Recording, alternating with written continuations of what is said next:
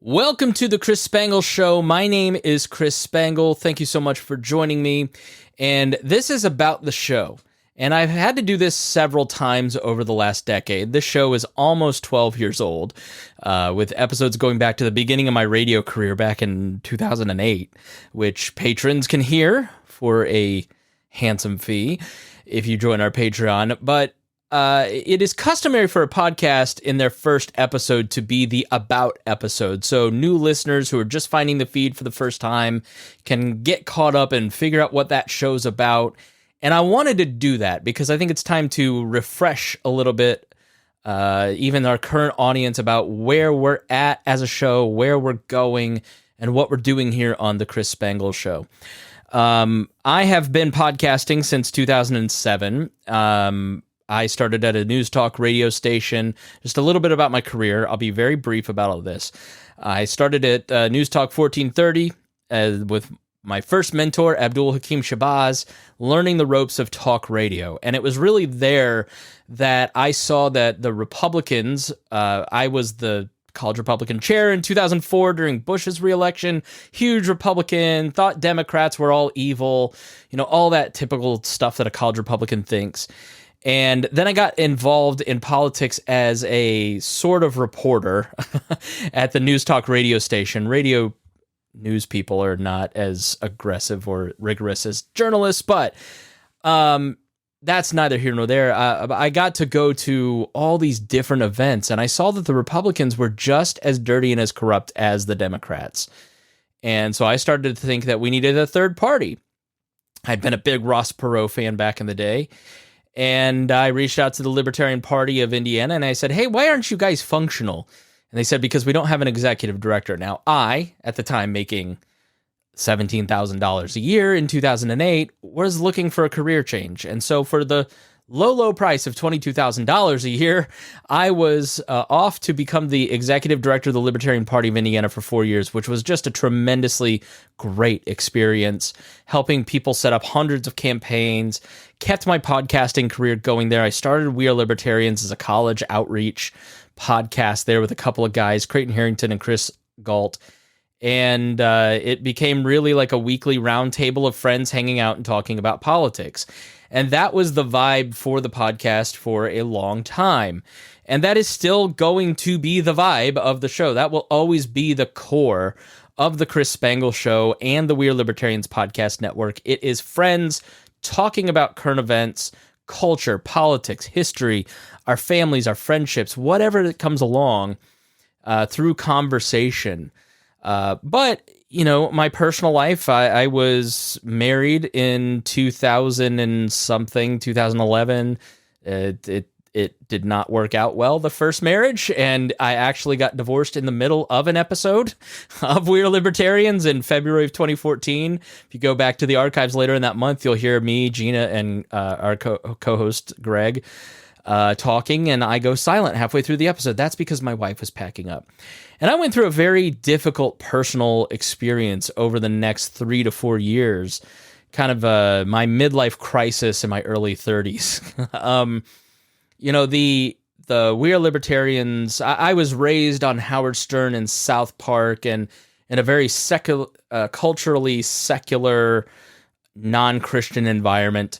And then 9/11 happened, and it happened at the same time that I got dumped by my high school sweetheart and had like a very difficult period at the end of 2001 as a result, and ended up becoming a Christian then and became an on-fire convert, learning about Christianity for the first time for those first 5 years. And then I got baptized, and then it just like the lights went out. And I spent a long time not really engaging in my faith, claiming that I was a Christian, but really through my period of divorce, especially not living that way. And that was reflected in all the content, and the show was a lot of fun, but it was also not the healthiest thing for all of us, And then when I decided to start taking my faith and my mental health and my physical health more seriously in 2017, that caused a lot of issues with a lot of people and led to some changes within all of the different podcasts. And I am a big advocate for mental health. It really changed my life, and I went to therapy for 4 years. Twice a week for 2 years is how messed up I was. And it really helped me get my bearings and get some courage and really find my center. And, that led to me being healthy enough to meet my current wife, who is the love of my life, Reagan. We met in 2019, and she brought a little girl to the marriage. And now we have a son. We've been married for almost 2 years as I record this in September of 2023. And we got married in 2021, and that has just been a huge blessing. But it's also hard when the core of your show is having your buddies come over to your bachelor pad every Thursday night at 7 and leaving at 11 p.m., and it's hard to convince your wife to let them do that when you get married. So for the last couple of years, we've been doing a lot of interviews. And I will be frank, a lot of it has been to keep this feed functioning while I learn about what I want to say. Because something happened to me intellectually in 2019. Not only did I meet Reagan, not only did I know that while I was a libertarian, I had not finished college. I was not intellectually and philosophically as grounded as I needed to be.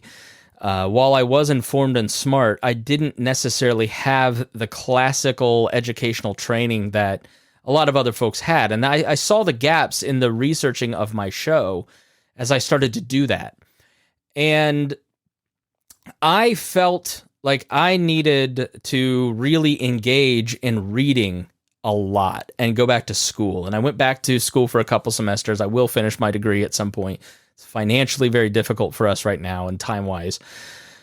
But I started podcast consulting in 2019, and my first client was this guy named Robert Vane, who's become a great and dear friend and business partner of mine.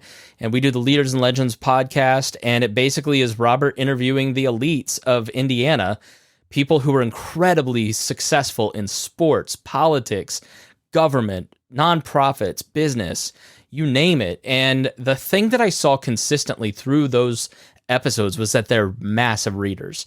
Every single one of those people who were achieving high levels of success in their field read a lot of books. And I realized I wasn't reading any books. I was reading maybe a book a year, if that. And I really recommitted myself to reading and trying to figure out what I believe. I also at the same time started the Pat Down podcast, which I continue to do, which was Miss Pat is from inner city Atlanta, moved to Plainfield, Indiana. She did not grow up around white people. I did not grow up around black people. And, the thing about me is I love comfort. I love to be snugly and warm and not have to feel any level of discomfort. My baby boy, who is 3 months old, is exactly like me. The second he feels half a second of discomfort, he starts screaming and crying and wailing like it's the worst thing. He gets it from me. There is no doubt. And so doing the podcast through 2019, especially through 2020, talking a lot about these cultural differences between Miss Pat and how she grew up, and black culture and white culture, and the way that I grew up and where she lived in Plainfield, and then obviously George Floyd. That was an eye-opening experience for me. And Miss Pat also has a huge backbone and is super accomplished and has really pushed me to be more courageous in communicating my ideas, because I didn't want to offend anybody. And she's like, I want you to offend me. Don't be afraid. So those two experiences were really, really good for me, along with starting the business of doing the podcasting consulting, putting myself out there, networking. I hate going to a networking event. It is absolutely abysmal trying to sit and, it's just, so what you have to know about me is all goes back to like third grade. I'm out on the soccer field at recess, and I ask the most popular kids if they can play soccer, and they say no. And I just sit down and cry. As a little third grader. And I think that feeling of like not feeling a part of the in crowd, not feeling accepted, not really feeling a part of a community, had a big impact on me and my psychology. And then, a few short years later, my parents getting divorced and my grandparents and great grandparents dying and having my nuclear and extended family kind of fall apart. And then when I became a Christian, being a part of a youth group, like those feelings of alienation and those feelings of community and feeling a part of your family, but feeling alienated of your family, feeling a part of your friends and not feeling... I don't think those are like strange, weird, new feelings. I don't think I'm special or anything. I think everybody's got that. But it manifested itself for me in a couple ways. First, at the time, I kind of going through elementary and middle school, not really feeling very connected to any friend group. I was a huge fan of the Bob and Tom Show. And that was the one thing my dad and I really could connect on other than the Indy 500, which I still love. And I just got super into comedy and radio and the Bob and Tom Show especially. And I think that sort of imprinted on me like this love of the power of audio to create these connections with people. And, with We Are Libertarians, we've had 50 to 100 co-hosts. We've had 25 different shows, like 4 or 5 marriages have come out of the friend group that came out of this. My closest friend group are all people that you hear on the Chris Spangle Show and the We Are Libertarians podcast network shows.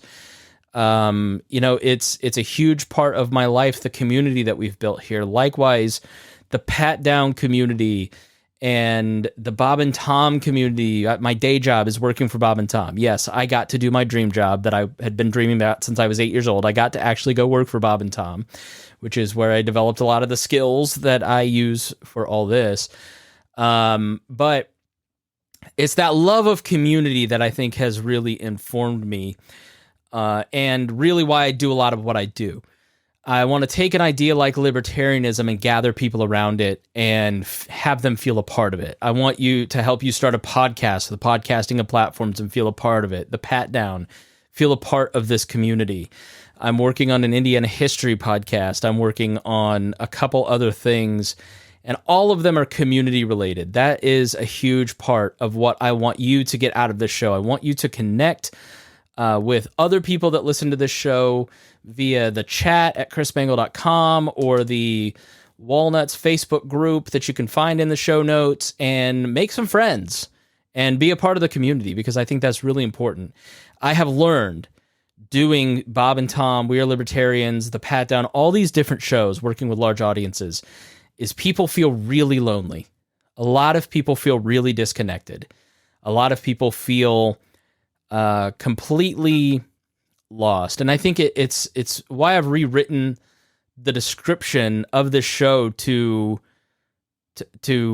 speak to that need and try to build a podcast that really helps engage you. I am a Christian. I am a libertarian. I do want to talk about history. I do want to talk about things that you may sometimes not be all that interested in. But I do want this to be the full expression of my interest and the full expression of my personality. And I felt after 2020, 2021, that doing the We Are Libertarians podcast was too constricting, because I wanted to do a show that was the full expression of my interest and ideas and the full range of my life, and expressing that to you in a way that you get value out of it. Not just so we're talking about me and my life and you're hearing from my wife or kids or family or friends or, people that I like, but that in those conversations you find things that you can take and use in your life that give value back to you. And so the new description of the show, I think, reflects kind of where my head's at this point in time. Which is that I feel politically homeless. I feel spiritually thirsty. I feel financially and relationally fragile. I think life currently, as it's set up, has left a lot of us feeling completely alienated from each other, wanting some belonging. And I'm trying to talk through these things to figure out exactly what I believe in front of you.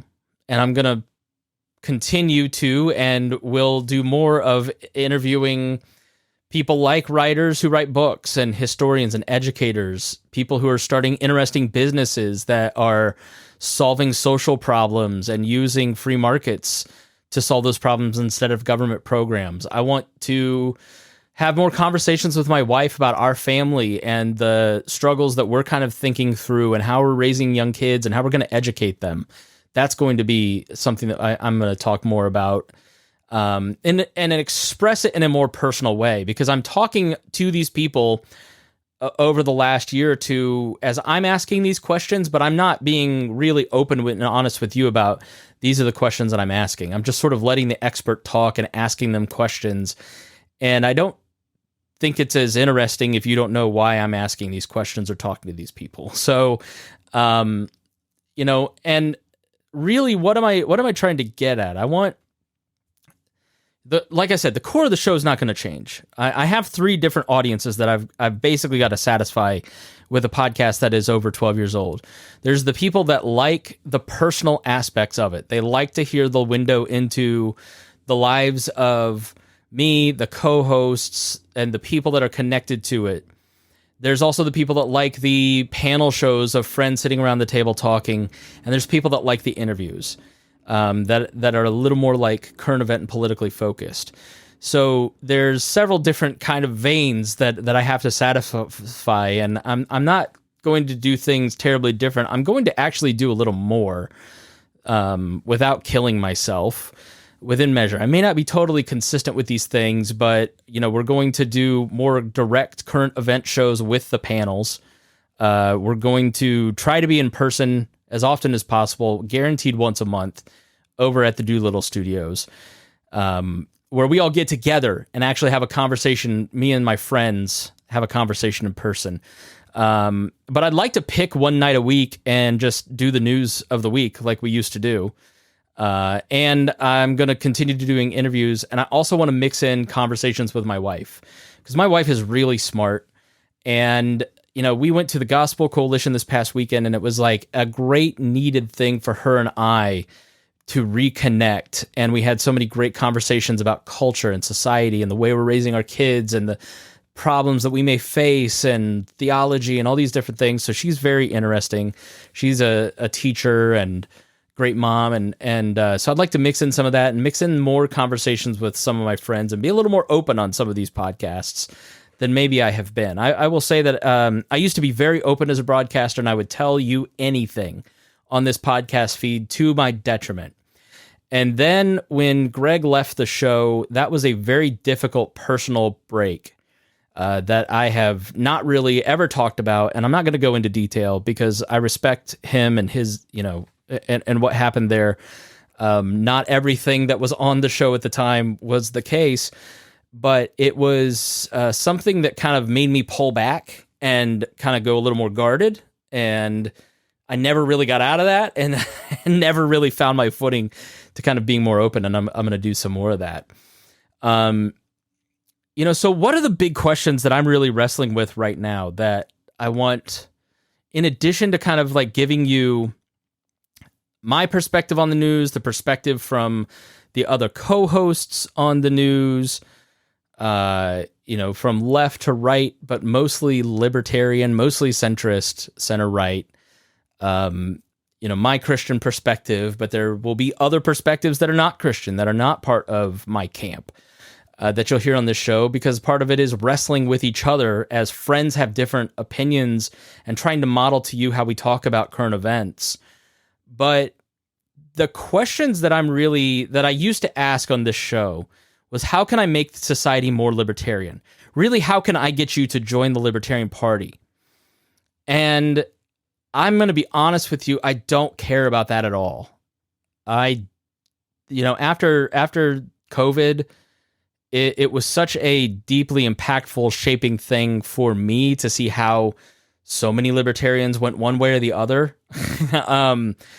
And feeling kind of lost in the middle of all of that and not really feeling a part of something for the first time in a long time. It was just sort of, I was like, I don't know what to say about vaccines, for instance. I know what to say when it's government mandated vaccines. I'm not for that in any way, shape, or form.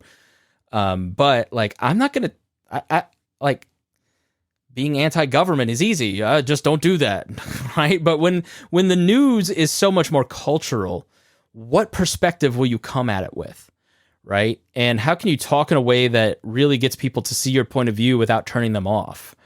And so because I didn't have the language and the foundation to have a lot of the conversations over the last couple years, I've kind of opted out a little bit of that. And I want to wade into some of those things, regardless of, what you think or feel about my opinion. I want you to at least think. And, the big central question of the show is no longer how can I make you more libertarian? I'm not trying to indoctrinate you like that. The central questions now are, for me, is America exceptional?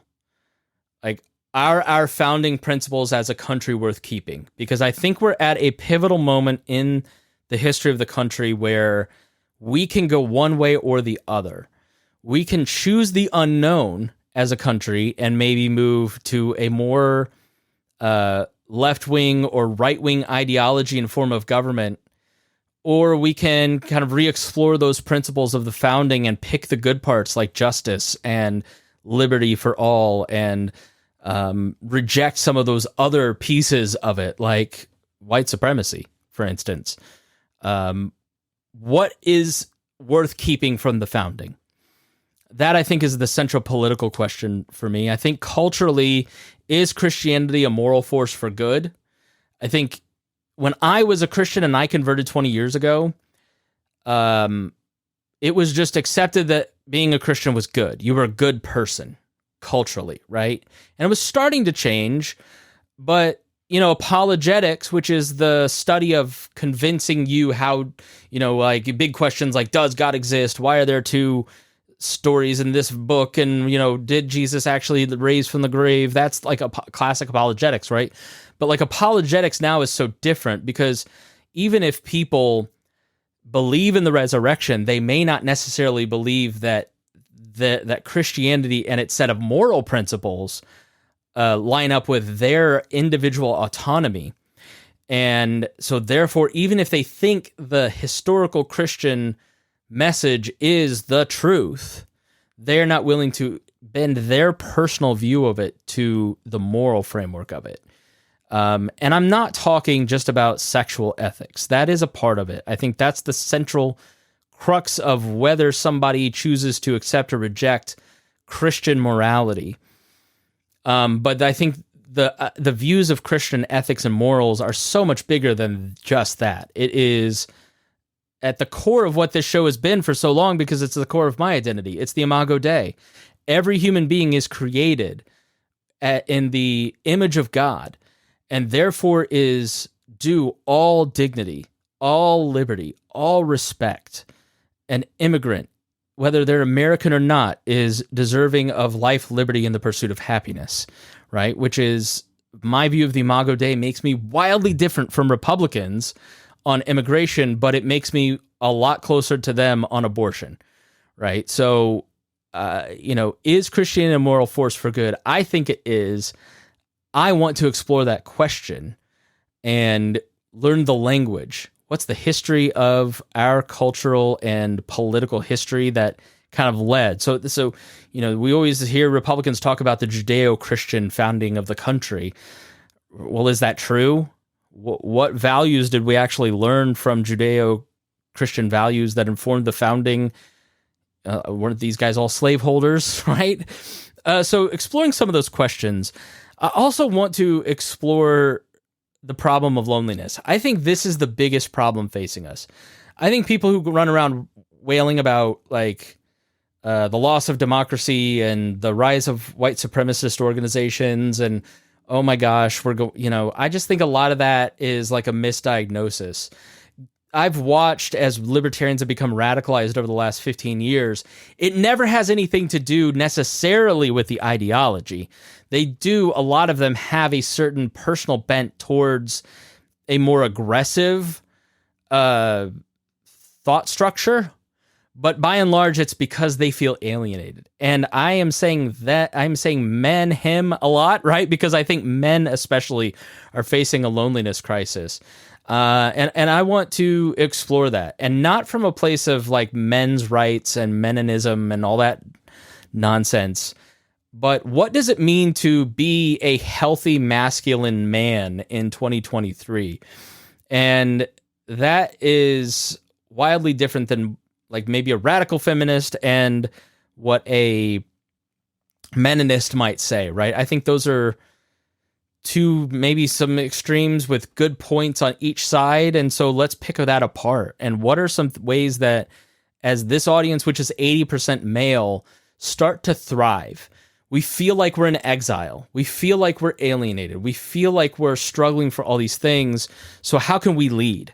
How can we start to connect with each other and start to build a movement that is built around core principles of healthy masculinity, and what does that look like? And so I want to have some conversations about that. And the last question that I think is really interesting, that I think needs to be addressed if we're going to build a more optimistic and prosperous tomorrow, is what does it mean to be human in a world of artificial intelligence? And how do we exist in a world of artificial intelligence, protect humanity, protect the Imago Dei, protect human dignity? What's good and bad about all that? I use AI every single day. I use ChatGPT every single day. It makes me a better podcaster. It makes me a better broadcaster. There's a lot about it that's good, right? But then there's parts of it that are bad, right? So obviously technology, I mean, we talk a lot about AI, but the cell phone, I mean, how often on this show have we talked about social media and its problems and the cell phone and its problems? And so I want to put a little bit more of clarifying questions to all these different strains that we have always talked about in the decade of this show, which are, what are American values? How do they play out in current events? What does it mean to be a moral person in this day and age? How can we as men thrive? And what are the goods and bads of technology? And so I just want to clarify, though, those are the questions that we have asked for a long time on the show, and that's what we'll be asking more of. This is not an announcement that anything is changing. Like I said, you're not going to see a lot of changes. You're going to see a lot more openness, I hope, from me, and more attention and effort placed into this show and these bigger questions. That's my goal. A lot of the inattention and lack of effort over the last 2 years, which has cost me a lot of downloads and a lot of Patreon support, and I totally understand. It has been trying to get my feet under me as I got remarried, became a dad for the first time, moved for the first time in almost a decade, had these massive personal shifts as I had to start a business to survive. I mean, not that I don't make an okay salary at my job that I love, but I'm the sole breadwinner in our household because I want my wife to stay home. So I had to start a business. So we've had like a lot of big personal shifts, and now we're very stable. And my wife went through 5 miscarriages, and we had a very nervous, scary pregnancy. And our baby boy is so healthy and so happy, and we are so blessed with him. He is an angelic creature, just like his older sister. So that kind of stress is gone.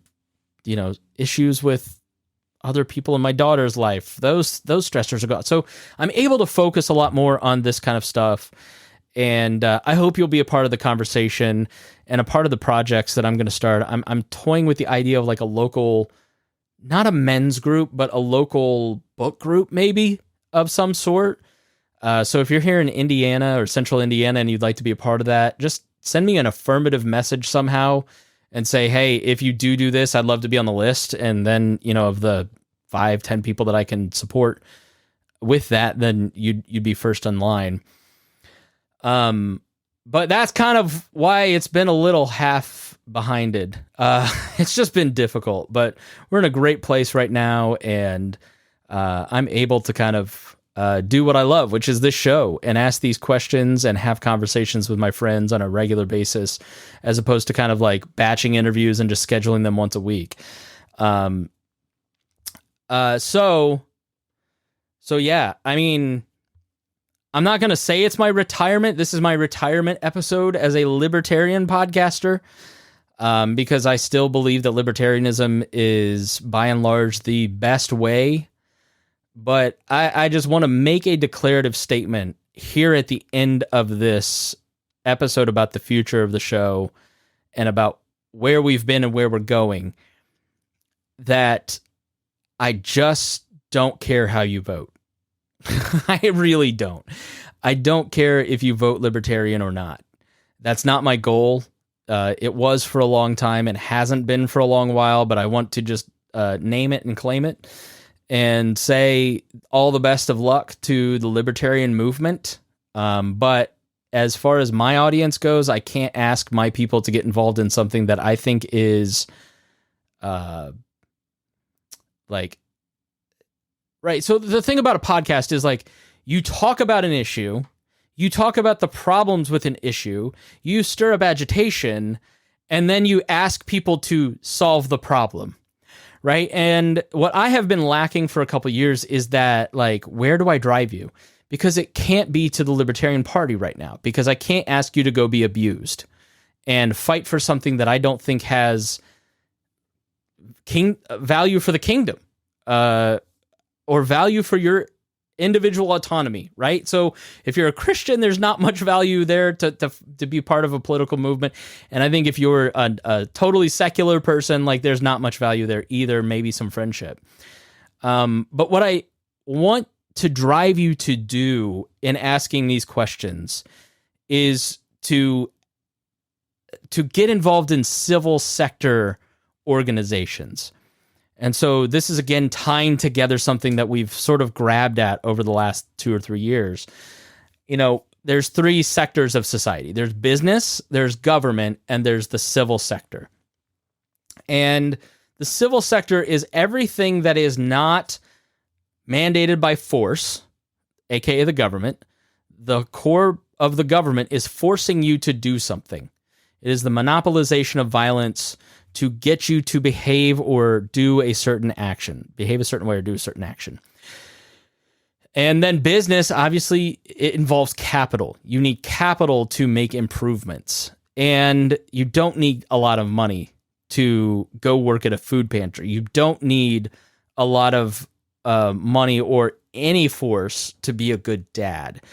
You know, when we're talking about the civil sector and really, like, recovering what we're losing, what we've eroded over the last 50 years, which is private institutions like churches, like the family, like nonprofit organizations, as they have become more central and dependent on capital and government funds and business interests. Social clubs. You know, it does not even a religious thing, right? Like the Lions Club is not a religious organization. And all of those organizations, the Rotary, the Lions, that like local communities depend on to do big things like local welfare or local, fairs, right? Or local food drives or whatever. All those have become totally eroded as we have become more engaged in our screens, more engaged in our own interest and individual autonomy. And so where I want to drive you is no longer to be a part of a political movement. I want to drive you to be engaged in your community and your family in a meaningful way. And again, I don't think any of that is objectionable. If you want to run for office, but that's for you, right? But again, my priors are that I'm a Christian and that I'm a libertarian, and I don't believe in putting my head in the sand and saying it's all going to heck in a handbasket. I believe that things can be changed for the good, and I don't think that our future is completely screwed. I don't think our kids' generations are completely screwed. I think that societies have a fantastic ability to be elastic, and that through bottom-up action, we can make meaningful change that changes society in a positive way. And the cynicism of our generation is the thing that is stopping us. Also, the cowardice to speak up about issues that are important to us because we might offend someone. The cowardice of not going through to volunteer at something. The self-centeredness of having wealth and not giving it to people who need it. Like, I believe in wealth distribution. I think as somebody that is well off, I have personally this week been very convicted about how much money I waste on myself and how little of it I give away. And so I'm not preaching to you. I'm not telling you this is how you ought to live. I'm really like preaching to myself in this show. And like, here is what I'm learning and here's what I'm trying to figure out and how I can be more self-sacrificial to my family, to my friends, to my community, to my employers. And I just want to present to you a radical way of living that I'm trying to think through, that I just continually to fall in love with. And I hope you'll join me. And, you know, I want to read something. This is by Faith Magazine. It's from my denomination, the PCA. And they have a magazine, and this guy, Richard Doster, Doster, was writing about all the craziness from the past year, you know, from George Santos to Buffalo to New York blizzards to Ukrainians, like all the stuff he lists in the opening paragraph. It doesn't, we don't even remember some of it. So the pulled quote is, "It's easy to grow cynical, to feel as though there's so much wrong with the world and we can do so little." And I think that really speaks to how a lot of us feel. The issues are too big, and I am too broke, and I am too stretched for time, and I am too. And I think that's part of the conversation, right? But he writes, "Overwhelmed by such news, it's easy to grow cynical, to feel as though there's so much wrong with the world and so little we can do. But God's people don't get to turn away or tune it all out. Because we're called to love God and our neighbors, we need to know what's going on, especially where we live and interact with others. We're the ones who must sift through the clutter, find what matters, and discard what doesn't. Because unless we know, we can't possibly love." And that paragraph, man, I was like, that is what I do here. That is what I want to continue to do, is to sift through the clutter, find what matters, and then identify ways that we can go out and love. So I hope you'll continue to subscribe. I hope you will join the Patreon. The show is fairly big, and it costs a lot of money to run the show and produce. And I've got freelancers I pay, and we've got shows that we run, and each one of the podcasts cost me a pretty good chunk of money a month to run, and I don't charge them a single thing to be on the network because I'm a bad businessman. And also I believe in what Boss Hogg and Brian and Hody and what everybody's doing, right? So, and Harry at Low Key Wall. So yeah, your Patreon contributions go to continue this mission, to continue the message that I've just talked about, to support my family, to support the network. And so I hope that you'll continue and consider investing in what we're doing here over at Patreon. And then sign up for emails over at chrisspangle.com on my Substack. Sorry, I was just coughing my head off. So if I sound a little different and strained, that's why. But I really appreciate all of you. I want anybody who has listened for a long time to CSS or Wall, I want you to know that I love you. I appreciate you. When I'm out in public and somebody from this audience says they listen to this podcast, I get so much more excited than any of my other shows that I do. Because this is my baby. This is my main outlet. This is my first child. And you'll always love your first child a little more than the others, right? Which is weird in my case because I have like two first children, weirdly. So yeah, I just want to thank you all for the support and the blessing that you all have been in my life, and for spreading the word I mean, really continuing to spread the word about this podcast. If you have an episode that you learn a lot on and you go, wow, this is awesome. I learned a lot about education, or I learned a lot about Social Security is going to completely collapse, or I thought, wow, it's okay to go to therapy, or whatever, right? Please share it and on your social media or text it to a friend. That is the best and really the only way that we can grow. Really, any content creator, it's sharing our content. So I just want to thank you, and I've rambled on enough. And thank you so much for listening to The Chris Spangle Show.